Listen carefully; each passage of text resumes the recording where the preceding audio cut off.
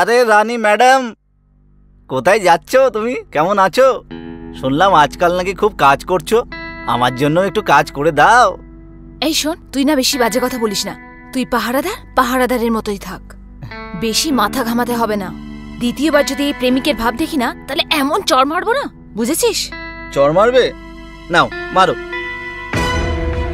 অন্তত এই অজুহাতে একটু তোমাকে ছুতেও পারবো। মারো, নাও। আরে রানী ম্যাডাম, কোথায় যাচ্ছ? কি করছিস? স্যার ওই ভুল হয়ে গেছে স্যার। তোকে এখানে দেখাশোনা করার জন্য রাখা হচ্ছে, তুই নোংরামি করছিস? লজ্জা করে না তোর? স্যার সলভ হয়ে গেছে স্যার। দ্বিতীয়বার যদি এরকম করিস না, তাহলে পুলিশে কমপ্লেন করব, মনে রাখিস। যা গিয়ে নিজের কাজ কর। হ্যাঁ স্যার। তুমি ঠিক আছো? হ্যাঁ দাদা। কোথায় যাচ্ছ? ঘরে। চলো আমি ছেড়ে দিচ্ছি। না না দাদা, আমি চলে যাব। আরে আমি ওই দিকেই যাচ্ছি, চলো আমি তোমায় ছেড়ে দেবো, চলো।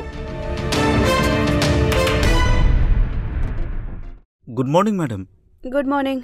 সুরেশ, তোমাকে কাজের মেয়ের কথা বলেছিলাম না? তুমি তো জানো পুষ্পা যাওয়ার পর সমস্ত কাজ আমিই করছি। ম্যাডাম, আমি একটা মেয়ের সঙ্গে কথা বলেছি, ওর নাম হলো রানী, আমার পাশের বস্তিতেই থাকে, একটু পরেই চলে আসবে ও। আচ্ছা ঠিক আছে, তুমি গিয়ে গাড়ি পরিষ্কার করো, আমি কিছুক্ষণের মধ্যে আসছি। Okay madam.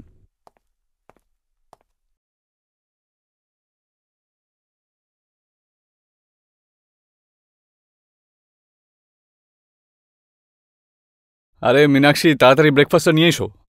হ্যাঁ ব্যাস এক্ষুনি আসছি। এভাবে রাখছো কেন? হলোটা কি? আচ্ছা, ওই কাজের লোকের আসার কথা ছিল যে? হ্যাঁ আসছে, কিন্তু এখন অবধি আসেনি। সব কাজ আমাকেই করতে হচ্ছে। মনে হয় চলে এসেছে, এখন সব কাজ আমাকে করতে হবে না। নমস্কার দিদি, আমার নাম রানী। ওই সুরেশ বলেছিল আপনার কাজের লোকের দরকার। আরে হ্যাঁ হ্যাঁ, তোমার অপেক্ষাতেই ছিলাম, এসো।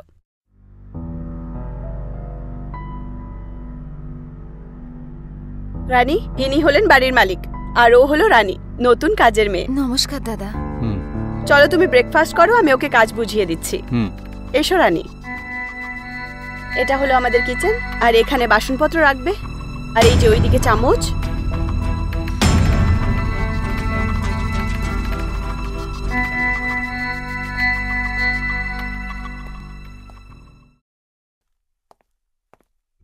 ম্যাডাম, আমি এসে গেছি। আচ্ছা ঠিক আছে সুরেশ, তুমি ব্রেকফাস্ট করো, আমি রেডি হয়ে আসছি। Okay madam.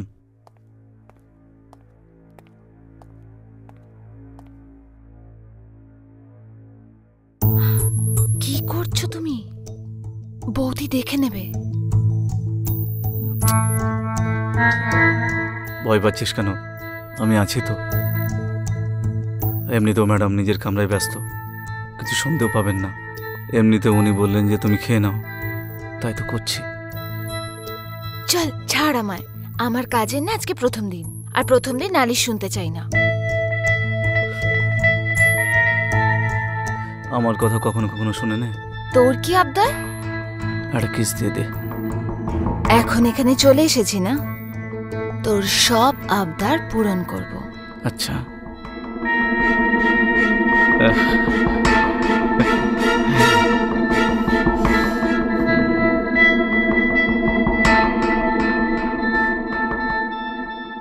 বন্ধুরা নমস্কার, আমি অনুরাগ মিশ্রা আর স্বাগত জানাই অপরাধের এক নতুন এপিসোডে। বন্ধুরা, বাড়িতে মালিক এবং কাজের লোকের সম্পর্ক একটা সম্মান আর বিশ্বাসের উপর টিকে থাকে, কিন্তু যখন এই সম্মান আর বিশ্বাসে কোনো অবৈধ সম্পর্কের কলঙ্ক লেগে যায়, তখন জন্ম নেয় অপরাধ। আমাদের আজকের কাহিনী একটি কাজের মেয়ে যার নাম রানী আর একজন মালিক যার নাম হলো রমন। এদের মধ্যে অবৈধ সম্পর্কের কাহিনী। তাহলে দেখে নেওয়া যাক কি হবে এর পরিণতি এই অবৈধ সম্পর্কের।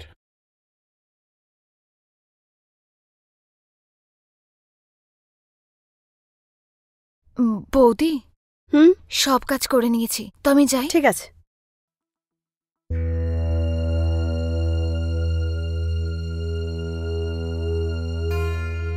এ কি মীনাক্ষী? হ্যাঁ, সুরেশ এখন আসেনি? আমি তোমাকে বলতেই ভুলে গেলাম, ওর কল এসেছিল, ওর কিছু একটা কাজ আছে, বলল যে ডাইরেক্ট অফিসে চলে যাবে, ওখানেই দেখা হয়ে যাবে। আচ্ছা ঠিক আছে, আমি আসছি, বাই।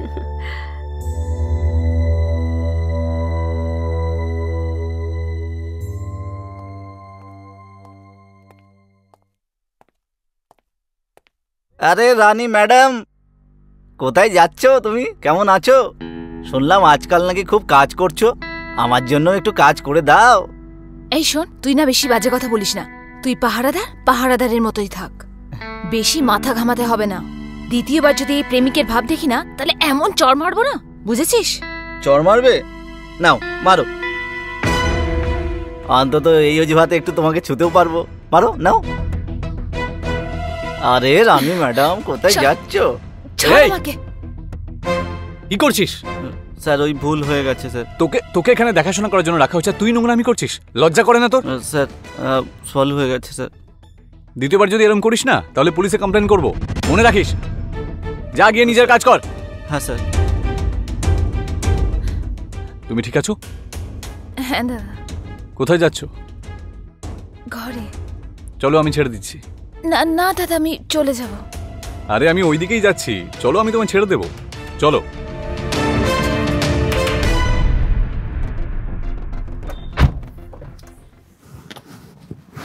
সিট বেল্টটা পরে নাও। Seat belt?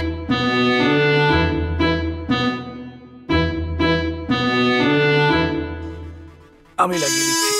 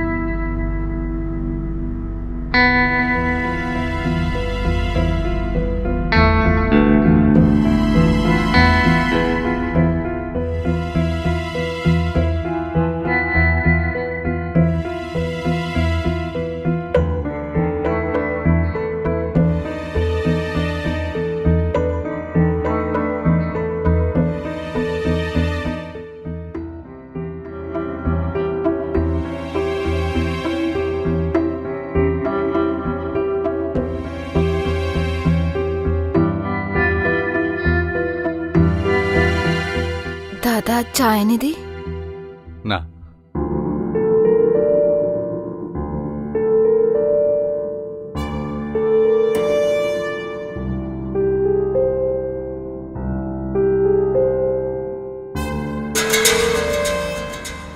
রমন আর রানীর মাঝে একটা না বলা বাসনা জেগে উঠছিল।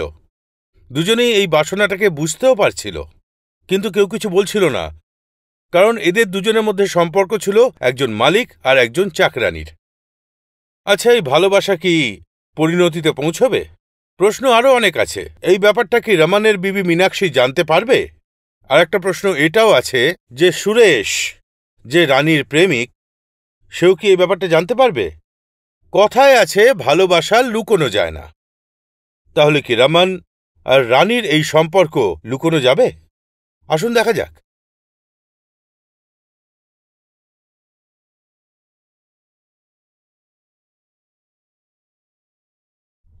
রমন, আমি না ওই মামার বাড়িতে যাচ্ছি, একটু শরীর খারাপ লাগছে, তো রাত্রে একটু লেট হয়ে যাবে। আমি সুরেশকে নিয়ে যাচ্ছি। আজ তুমি ক্যাব করে চলে যাবে? ওকে ডার্লিং, ঠিক কোনো আছে। প্রবলেম নেই। রানী, স্যারকে ব্রেকফাস্ট দিয়ে দাও। ঠিক আছে দিদি। ঠিক Bye. আছে, বাই।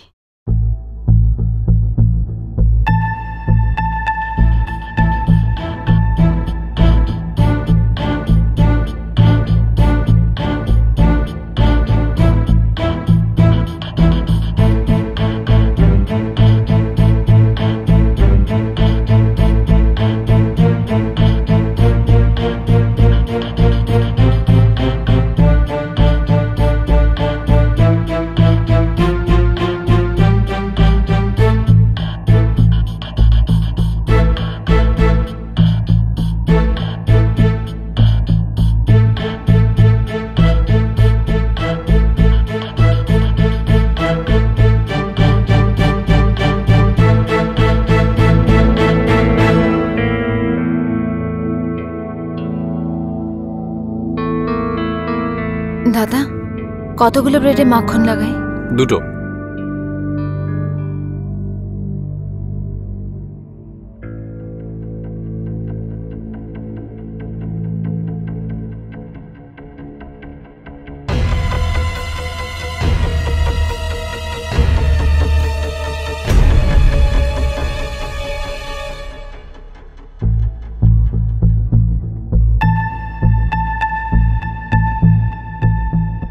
দাদা, আর কিছু চাই আপনার তো বলে দেবেন।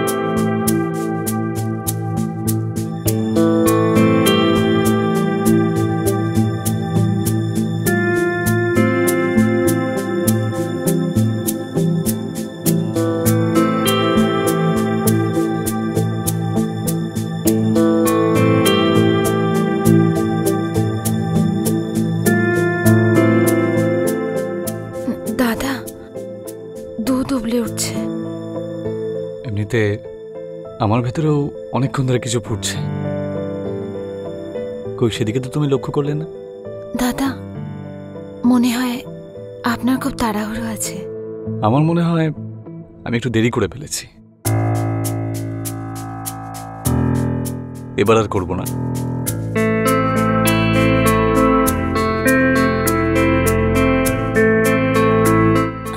দাদা, এখানে নয়।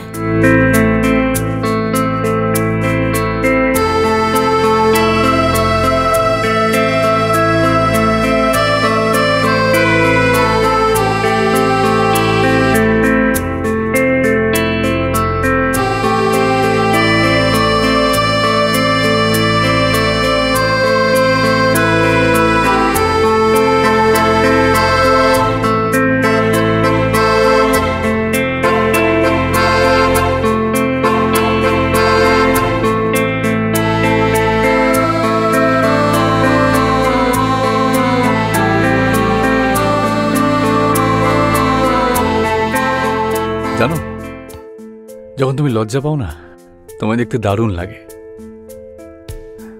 আমারও আপনাকে খুব ভালো লাগে। তাই নাকি? তো আমাকে আগে বলোনি কেন? আসলে যদি বৌদি দেখে নেয় তো? মেম সাহেবকে বলবেটা কে? তুমি? আমি তো বলবো না।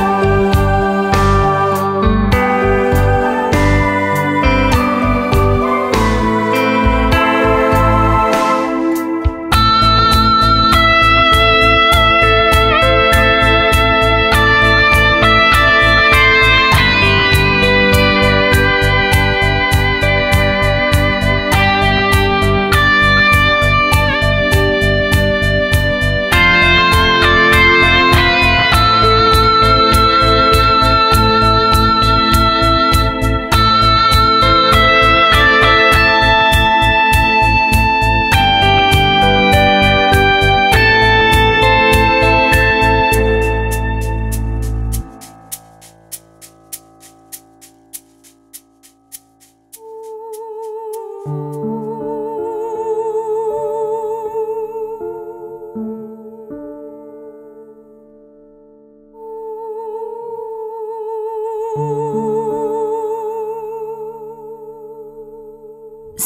দাদা, ওই আমি বৌদির নাইটি পরে নিয়েছি। আরে সরি বলার কি আছে? একটা কথা বলি তোমায়, এই নাইটিটা তোমায় কিন্তু দারুণ লাগছে। সত্যি দাদা? আর যদি তুমি নাইটিটা নাও পরতে না, তাহলেও আরো বেশি সুন্দর লাগতো তোমায়।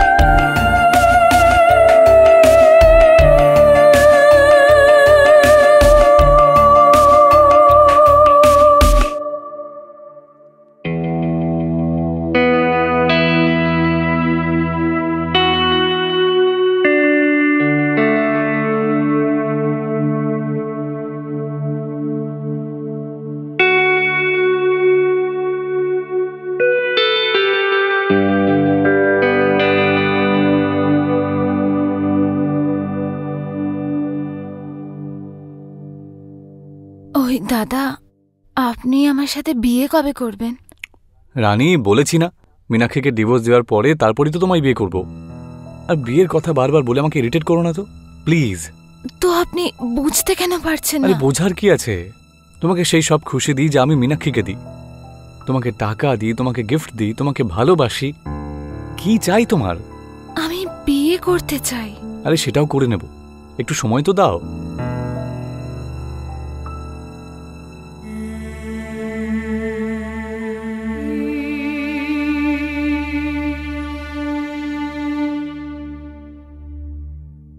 রমন আর রানীর এই অবৈধ সম্পর্ককে রানী একটা নাম দিতে চাইছিল। ও রমনকে বিয়ে করে ও স্ত্রী হতে চাইছিল, কিন্তু সত্যি বলতে রমনের কাছে এটা অসম্ভব ছিল। কারণ একটা চাকরানির জন্যে রমন নিজের স্ত্রী মীনাক্ষীকে ডিভোর্স দিতে পারছিল না। এই জন্য রমন এই সম্পর্ক থেকে বেরিয়ে আসতে চাইছিল। কারণ কোনো মিথ্যে দিয়ে গড়া সম্পর্কর বয়স সবসময় কমই হয়। আচ্ছা, ড্রাইভার সুরেশ কি এই ব্যাপারটা জানতে পারবে? আসুন দেখা যাক। রমন, ওই মায়ের না শরীর খারাপ হয়ে গেছে, বাবা ফোন করেছিল সকালে, তো আমি বাবার বাড়ি যাচ্ছি। ঠিক আছে, তুমি ব্রেকফাস্ট করে নিও। ওকে। আর রানীকে বলো ঠিক করে কাজ করতে, টেবিল ঠিক করে যেন পরিষ্কার করে। জানি না কি হয়ে গেছে ওর আজকাল, একদম কাজে মন নেই ওর। ঠিক আছে, তুমি কাজ করিয়ে নিও ঠিক করে। হ্যাঁ বলো।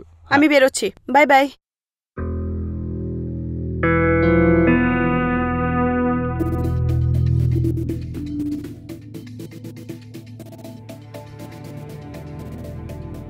সুরেশ, হ্যাঁ ম্যাডাম। পরিষ্কার করেছো হ্যাঁ গাড়ি? ম্যাডাম, আসুন। মামার বাড়িতে যাব প্রথমে। হ্যাঁ হ্যাঁ। আর একটু পরে তো হতে পারে, বৌদি যদি দেখে নেয় না তাহলে টেনশন হয়ে যাবে। দেখো, তুমি না এরকম অজুহাত দেওয়া বন্ধ করো। এবার বেডরুমে চলো না একটু। আপনি না খুব দুষ্টু। তাই নাকি? কিন্তু এই দুষ্টুমিটা করতে কে শেখালো?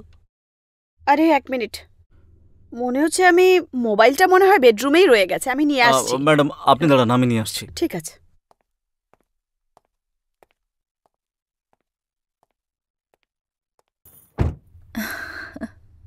এমনিতে তোমার মেম সাহেব বলছিল যে আজকাল নাকি তোমার কাজে মন নেই। আজকাল আমার মন আমার দাদার উপর চলে এসেছে। তুমিও রোম্যান্টিক হয়ে গেছো। হ্যাঁ,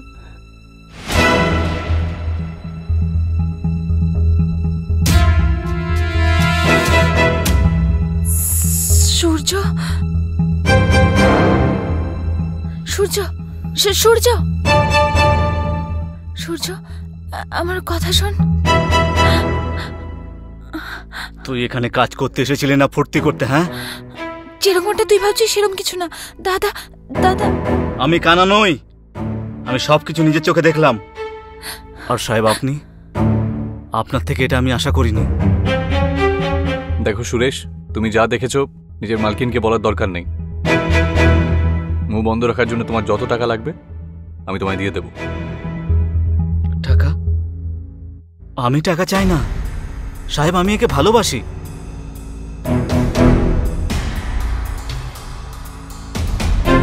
আর ও তোমাকে ভালোবাসে? জিজ্ঞেস করো ওকে। হ্যাঁ, ভালোবাসে তো। তুই আমাকে ভালোবাসিস তো? বলে দে।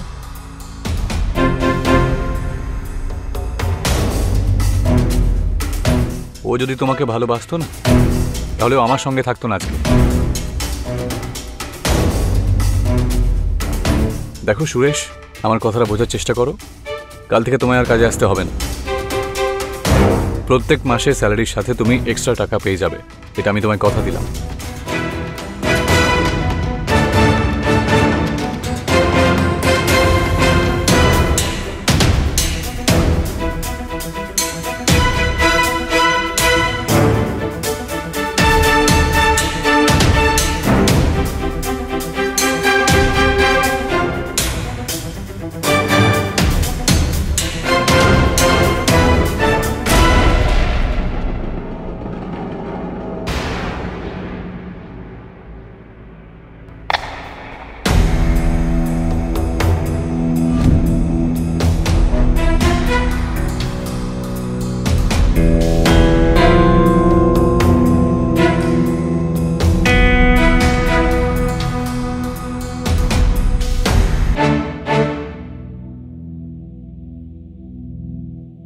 আরে হ্যাঁ, সুরেশ দুদিন ধরে আসছে না, কি হয়েছে? ও আর আসবে না, ওর ফোন এসেছিল। ও বলছিল যে বাড়ির কাছে একটা কাজ পেয়ে গেছে, তাই ও কাজ ছেড়ে দিল। বিনা বলে কি করে ছেড়ে দিল? যাই হোক, ছাড়ো, তুমি অন্য ড্রাইভার দেখে নাও তো।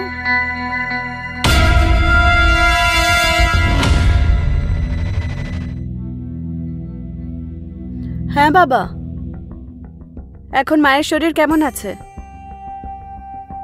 আচ্ছা ঠিক আছে, আমি কিছুক্ষণের মধ্যেই আসছি। হ্যাঁ ঠিক আছে।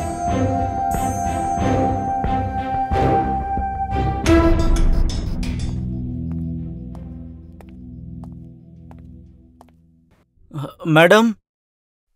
আরে সুরেশ, তুমি? ম্যাডাম, আপনার সঙ্গে কিছু কথা বলতে চাই। প্রথমে এটা বলো, তুমি চাকরি ছেড়ে গেলে কেন, তাও আবার বিনা বলে?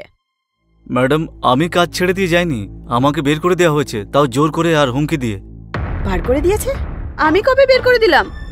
আপনি নন, সাহেব বের করে দিয়েছেন। রমন? রমন কেন বার করবে তোমাকে? সাহেব এরকমটা করেছেন রানীর জন্য।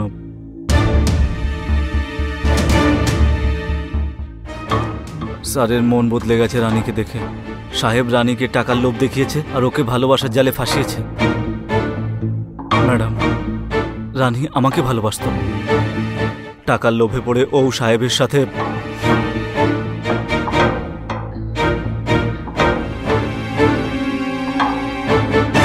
কিসব ফালতু কথা বলছো তুমি সুরেশ? এরকম হতেই পারে না, রমন আমার সাথে এরকম করতেই পারে না, ও শুধু আমাকে ভালোবাসে। ম্যাডাম, আমার কথা যদি বিশ্বাস না হয় তাহলে নিজের চোখে গিয়ে দেখুন না। আপনি বাড়িতে না থাকলে সাহেব তার ঝিয়ের সঙ্গে কি করে সেটা নিজের চোখে গিয়ে দেখুন না। যান আপনি।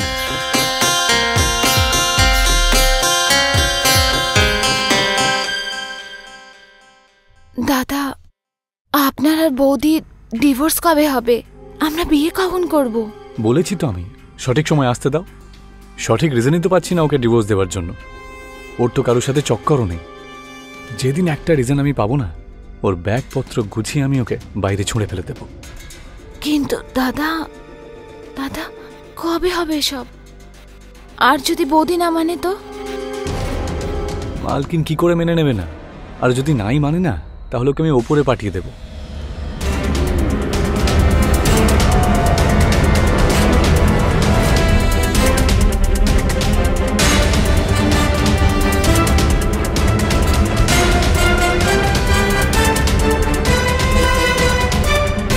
দেখলেন তো ম্যাডাম? ম্যাডাম, আমি শুধু চাই যে রানীকে ছাড়িয়ে দিন সাহেবের কাছ থেকে, ব্যাস, আর কিছু চাই না আমি। তুমি যাও এখন, আমি দেখছি কি করা যায়। যাও।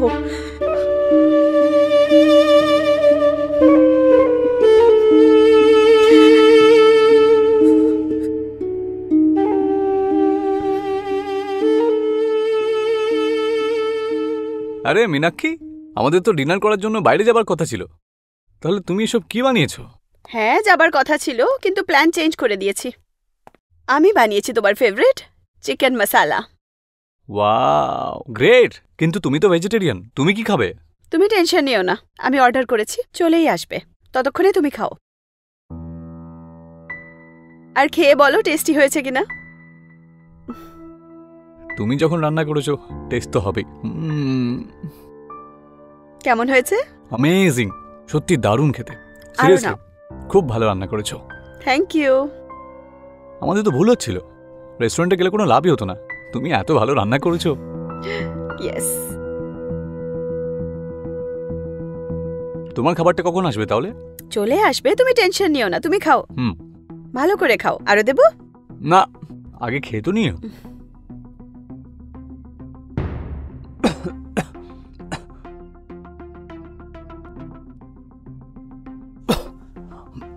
একটু একটু জল দাও না।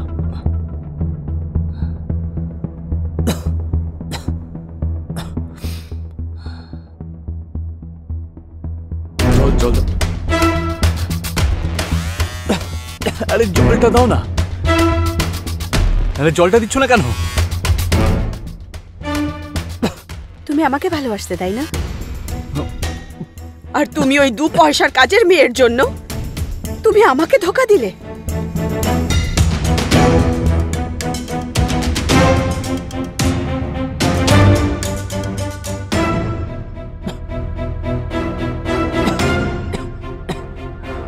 মীনাক্ষী, মীনাক্ষী, তুমি এটা কি রান্না করছো? কি দিয়েছো? বিষ।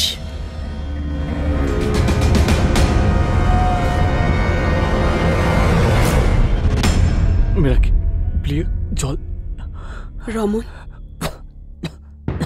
আমি তোমার জন্য কি কি করলাম, এত ভালোবাসলাম তোমায়। জল জল দাও। তুমি আমাকে কি দিলে? ধোকা। জলটা দাও মীনাক্ষী প্লিজ। রমন, খাও, তোমার জীবনের শেষ খাবার, যত খাবার খেয়ে নাও।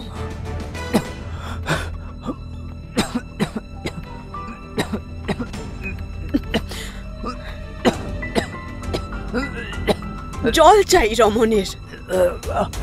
রমনকে জল দিচ্ছি, অনেকগুলো জল দিচ্ছি। মীনাক্ষী প্লিজ, মীনাক্ষী প্লিজ জল দাও। আমাকে ওর চালে ফাঁসিয়ে দিয়েছে। এটাকে ভুল বলে না, একে ধোকা বলে। ভুল হয়ে গেছে। আর এই ধোকা ক্ষমা করার যোগ্য নয়। আর কখনো করবো না এরকম, প্লিজ। তোমাকে এইভাবেই কষ্ট পেতে পেতে মরতে হবে। এবার এইভাবেই কষ্টে মরে যাও, মরে যাও রমন। প্লিজ জল দাও মীনাক্ষী প্লিজ। জল? হ্যাঁ, তুমি জল খেয়ে নাও। আরো খাও। এই নাও, এই নাও জল। নাও না জল, এই যে কতগুলো জল। জল খাও। ও রমন, জল তো শেষ হয়ে গেছে।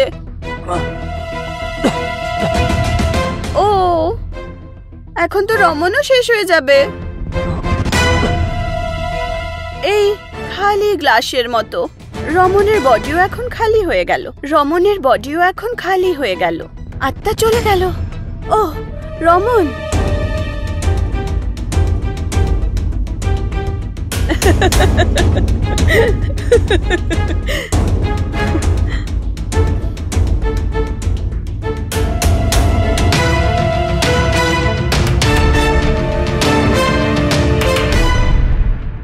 রানী আর রমনের এই অবৈধ সম্পর্কের জন্যে মীনাক্ষীর তিল তিল করে গড়ে তোলা সংসার ভেঙে গেল। বা এটাও বলা যেতে পারে সুরেশের প্রতিশোধের জন্যে আর রমনের বাসনার জন্যে মীনাক্ষী অপরাধ করতে বাধ্য হল। রানীর নিজের সীমাটা বোঝা উচিত ছিল, আর রমনেরও মীনাক্ষীকে ধোকা দেওয়া উচিত হয়নি। মীনাক্ষী সারেন্ডার করেছে আর আজ ও জেলে আছে রমনকে বিষ দেওয়ার অপরাধে। আমি অনুরাগ মিশ্রা আপনাদের থেকে বিদায় নিচ্ছি। আবার দেখা হবে অপরাধের একটা নতুন এপিসোডে। ততক্ষণ নিজের খেয়াল রাখবেন। জয় হিন্দ, জয় ভারত।